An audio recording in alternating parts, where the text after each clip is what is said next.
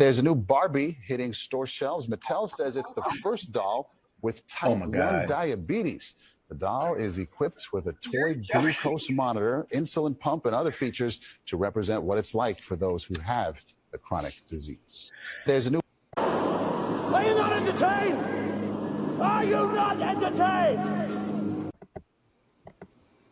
Hey, what's going on, family? This time from NOPICKS Podcast. What up, family in the show? No Fix Podcast. Hey, it's Chelsea.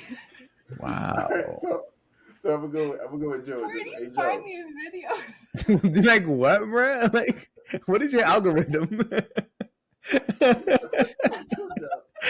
question to you is: does every group need representation on like the mainstream? Does every single group in the world need representation?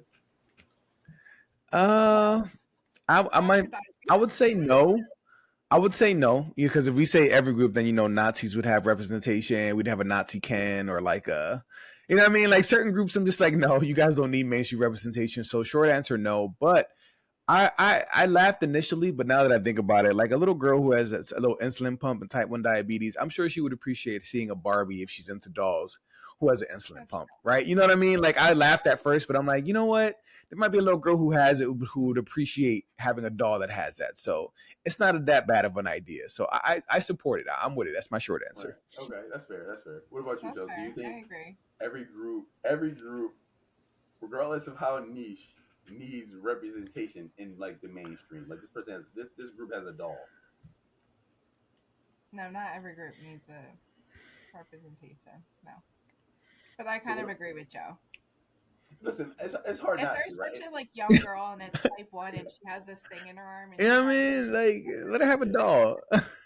So- with it, like, okay. So what about this? What about that? So listen. So let me answer my own question first. No, I don't think every group needs representation, right? Like, no. However, but what about the opposite argument that you two just made, right? So say there's a little girl and her doctor is like, "Yo, sis, like, hey, Rachel, you gotta, lay off the fucking sweets, or you gotta lay off the, the oodles and noodles, because you might get type 1 diabetes and you're only 4 years old. Like, what's going on? Yeah, but type 1, that's type 2. Okay, well, whatever type 1 diabetes, whatever food they eat. I don't know. I'm not a goddamn expert. Whatever the food Well, they type eat. 2 is like related to like what you're eating, and like type 1 you're like born with. You're born with it. Yeah, that's the one. That's like, yeah. See, They call it the baby diabetes sometimes because kids have it. Yeah. So type is 2 there a way to is reverse where that? like it's like No, it's forever. Type 1. Yeah. Type 2 you can reverse if you eat better and lose weight and like or change your diet. And, you know what I mean? But type 2 you always have it. type 1 you always have. Okay, so basically your mom kind of like had a bad diet and it went to you, and then It could be inherited. It could just be really, really, really bad luck. It really just depends. But for type 1, your body just does not produce insulin at all. So you have to inject it in your body so that you can lower your blood sugar. Or you have to eat. It doesn't regulate your sugar levels at all. So you could be high or low. You got to inject insulin. Goddamn, type 1 diabetes experts on this panel. Like, goddamn, like, okay. I mean, I just got certified as a national EMT, so I know a little something about it. I'm just dumbass on this. But if that's the case, all right, I'm cool with it. Like in this particular situation, yes, I'm cool with it. But if I branch it out, okay, go ahead, Joe. Now, if it was like type 2 and it was like a plus size little girl, then like that's sending the wrong message, because that's like based on her diet, lack of exercise, that type of thing.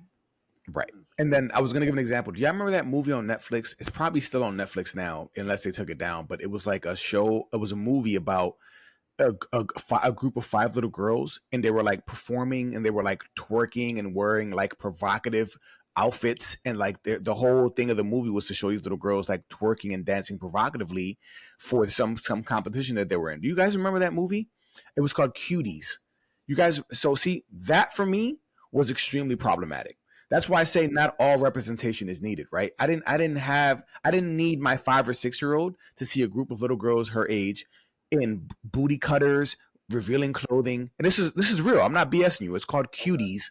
I don't know if it's still on Netflix, but if you even Google a picture of it. Like Dance Moms? Is it, because I've seen Dance Moms before. No, bro, it was just, I'm telling you, it was bad, right? And it was called Cuties. That type of representation, we don't need that. You're just giving fodder to the pedophiles because there's weirdos out there who like that kind of stuff and we're probably loving that movie. You know what I'm saying? Like weirdos, but also like why are we hypersexualizing our young women? Why is that okay? You see what I'm saying? Like those are things where I'm like, we don't need that kind of representation. That's not needed.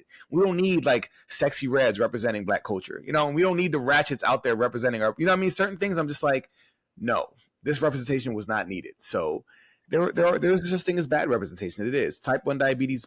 Barbie is not one. That's a good one. That's a positive one. Remember when Sesame Place had the puppet that had HIV?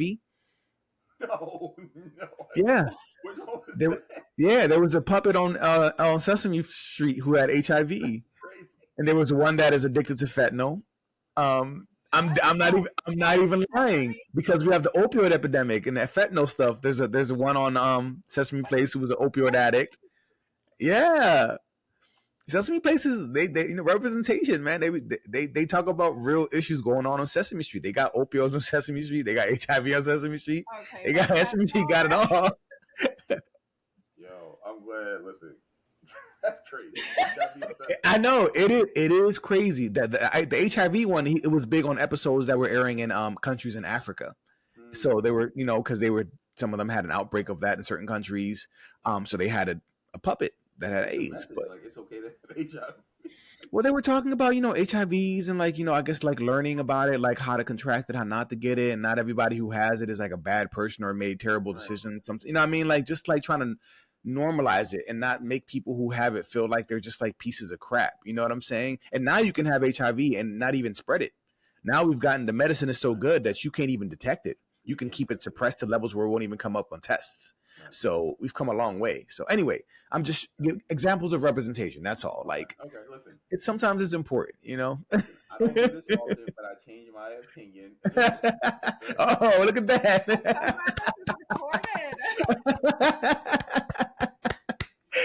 We made a breakthrough. No, type 1 diabetes. Wait, when Ange watches this, Ange is gonna fall out of her chair. Yeah, she will. Yeah. She be looking. She be like. Yeah. All right, like, comment, subscribe, and until next time.